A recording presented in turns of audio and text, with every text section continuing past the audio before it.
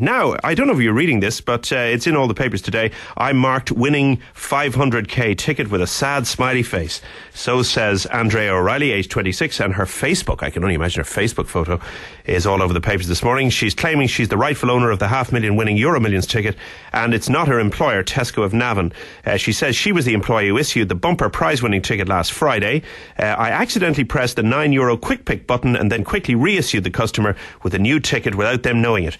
No exchange was made, and I was hoping that a different customer would come in and request the 9 ticket. When no customer asked for the £9 quick pick ticket, I intended to purchase the ticket for myself, she said, but I didn't, and it won. So is it hers, or does it belong to the National Lottery and hence to the state? Well, Tony Williams is a solicitor, and he should know. Tony, what's going on there? Oh, David, this is a fascinating story. Every single person in the country must have bought a lottery ticket at some stage, and everybody has the nightmare scenario of what if the person in front of you gets the lottery ticket? I mean, what would happen if you were in this situation? You wanted to buy a €4 ticket and somebody says, sorry, it's 9, do you just leave it there? I don't know. I'd be very superstitious about this. I would probably say, oh, sure, I'll take the €9. This is really, really interesting because Tesco have come out and said, well, obviously the €500,000 belongs to Tesco and magnanimously we'll be donating it to charity. Right. But you touched on something very interesting earlier there. You said it may well belong to the National Lottery.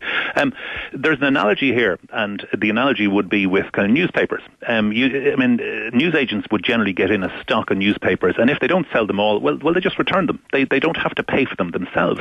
And my understanding would this would be very much the same situation here. If, for example, Tesco staff arrived in the morning to find that their lottery machine had malfunctioned overnight and had spat out €50,000 worth of tickets, Tesco could hardly be expected to pay for them. Right. Well, I have a texter here who says, hi David, many years ago when I lived in the UK, the lotto jackpot reached about 15 million sterling.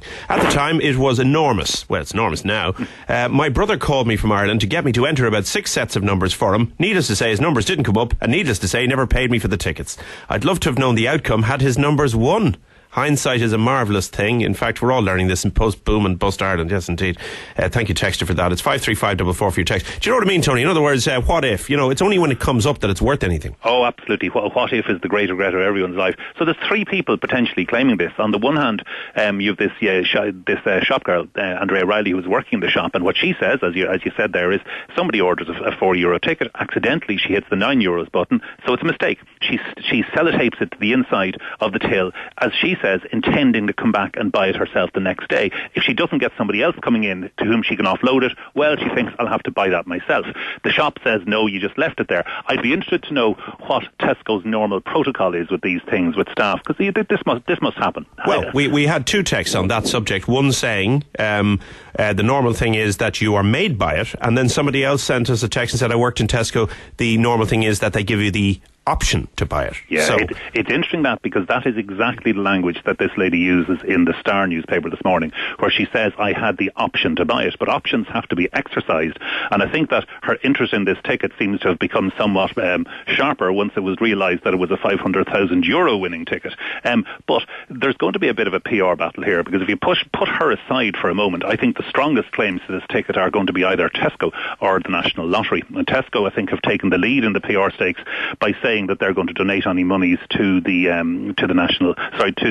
a charity. Now, I would be very interested to know what the National Lottery have to say here. My view, and I'll get a bit technical legal here, my view is that when this ticket is issued and not sold, Tesco are holding it on trust for the National Lottery. So unless and until somebody exercises that option to buy it, it effectively belongs to the National Lottery. That would be my take on it. Okay, a lot of people texting in, a lot of opinion on this, and it's all going against Andrea here, saying things like, since the ticket was not paid for at the time of the draw, it belongs to the Lotto, no one else. That's Matt. I work in a Tesco, and you can't cancel a quick pick ticket. And as far as I know, the ticket would belong to Tesco. Now, there you go. That's what a Tesco person is saying. Well, unless Tesco pay for it, I think it belongs. Frankly, I think it belongs to the lottery. I mean, Tesco would hold it on trust for the lottery. I would imagine this must happen from time to time, both in Tesco and in other lottery outlets. And if a ticket is issued accidentally, and Tesco, for example, if Tesco said, sorry, this was accidental and we don't want to pay for it, I suspect that the lottery couldn't make them pay for it. It would just be cancelled. Yeah, okay. The trouble is, it wasn't cancelled before it became a winning ticket, and that's caused the problem. I think your texter Matt there has probably hit the nail on the head. Tesco were holding it in trust to the National Lottery. It probably belongs to the National Lottery, but there's a potential €500,000 out there. It'll be very interesting to see what happens. Wouldn't it? Thanks, Tony, for that. You're running for the Senate, aren't you? I am indeed, David. And as far as I know, you're a Trinity graduate from my old days. So yes, absolutely. So do you want your potholes fixed or we can't chairmanship of a state body? The usual bribes. No, I'm running potholes fixed in Trinity. That's really what I'm running for the Senate on the Trinity College panel, David. Your days and my days in Trinity are long ago and far away, and I'm blowing off the dust of my old contacts and contacting all the old Trinity graduates. I was reading about you in the paper. Anyway, best of luck with that, Tony. Thanks a million, David.